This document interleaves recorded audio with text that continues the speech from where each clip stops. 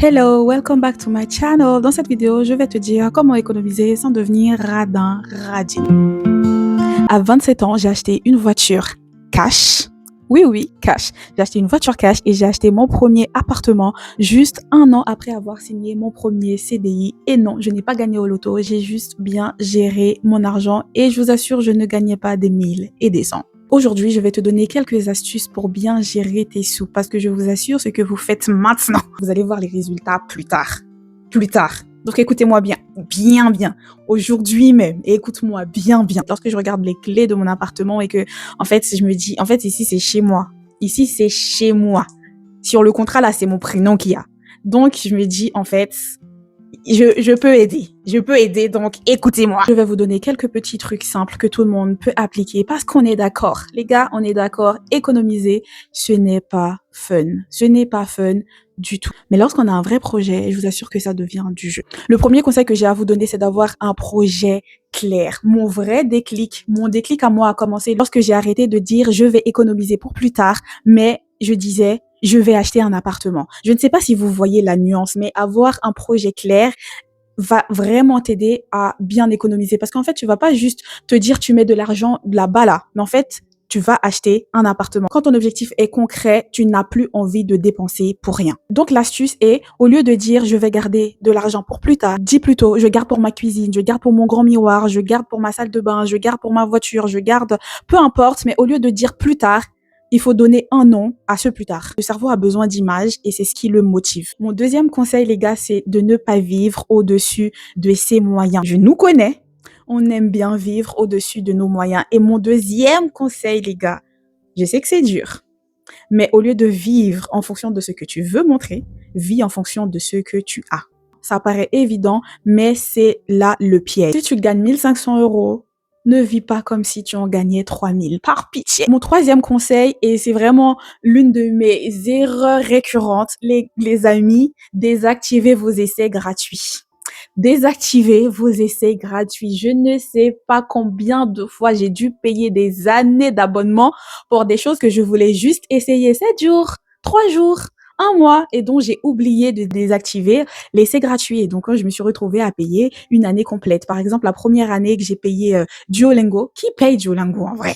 J'ai payé une année de Duolingo parce que je voulais tester l'essai gratuit. Donc, s'il vous plaît, ne faites pas ça.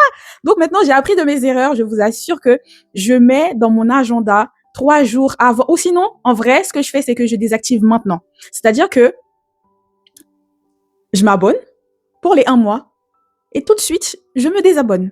Bah, du coup, je garde les 1 mois et après, je n'oublie pas. C'est ce qu'il faut faire. Mettez dans votre agenda à ne pas oublier de désactiver l'essai gratuit d'Amazon. Ça peut paraître minime, mais à la fin du mois, à la fin de l'année, budgétisez, vous allez voir. 100 euros par là, 50 euros par là. Après, c'est votre budget skincare qui va en prendre cher. Ce n'est vraiment pas le conseil à prendre à la légère. La partie qui fâche, n'envoyez pas tout votre argent à l'étranger. Je sais, pour nous, les ressortissants étrangers, on a de la famille ailleurs, on a envie, c'est super important d'être généreux, mais il faut être sage dans la générosité. Vraiment, c'est super important et je me sens obligée de vous le rappeler parce que je sais que j'ai des gens dans mon entourage, je suis en train de tirer leurs oreilles en leur disant, vous avez une vie en France. Si vous ne voulez pas rester en France, je comprends, mais si vous voulez vivre et habiter en France, soyez sage dans votre générosité parce que lorsque vous allez rencontrer des problèmes financiers, la personne qui viendra vous sauver, c'est seulement vous.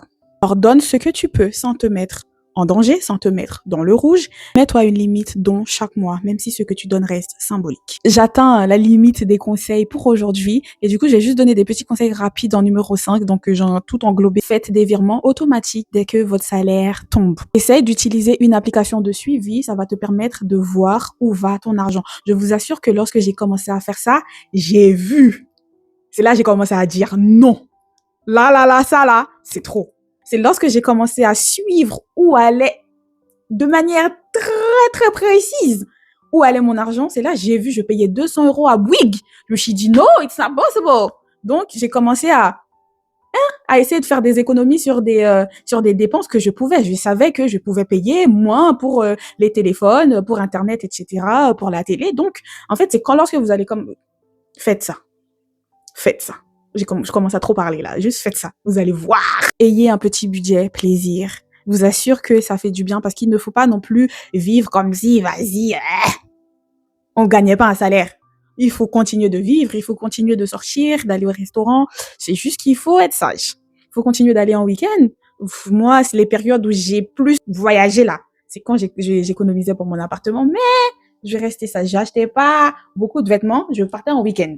Vous voyez ce que je veux dire?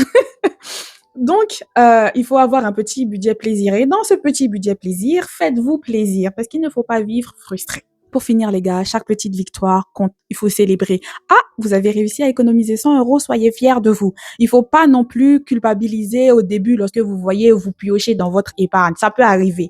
Au début, vous allez en prendre 5. Après, vous allez dire non. La prochaine fois, vous allez en prendre 3. Après, vous allez voir que au fur et à mesure que vous allez être discipliné, vous n'allez plus toucher à votre épargne.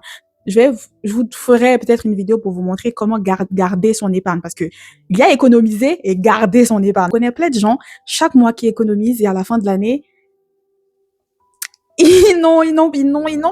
Vers la fin, milieu du mois là, il se passe des choses qui font que ils piochent l'argent économisé. Donc, je vais peut-être aussi vous parler de ça. En tout cas, pour tous les sujets que j'ai évoqués dans cette vidéo, surtout sur l'investissement immobilier, si vous avez des conseils sur comment j'ai fait, etc. Et surtout, ce que je vous ai pas dit, c'est que j'ai fait ça toute seule. C'est-à-dire que c'était mon épargne personnelle. C'était pas facile, c'était dur, mais je l'ai fait. Donc, il faut vraiment vous dire que vous allez y arriver. Donc, si vous avez un projet, vous avez un rêve, les gars, donnez tout, faites tout. Et moi, je suis là pour qu'on grandisse, pour qu'on avance ensemble. Je vous avais dit qu'on allait partager sur l'argent et voilà, on y est. Donc, euh, abonnez-vous et attendez-vous à plus.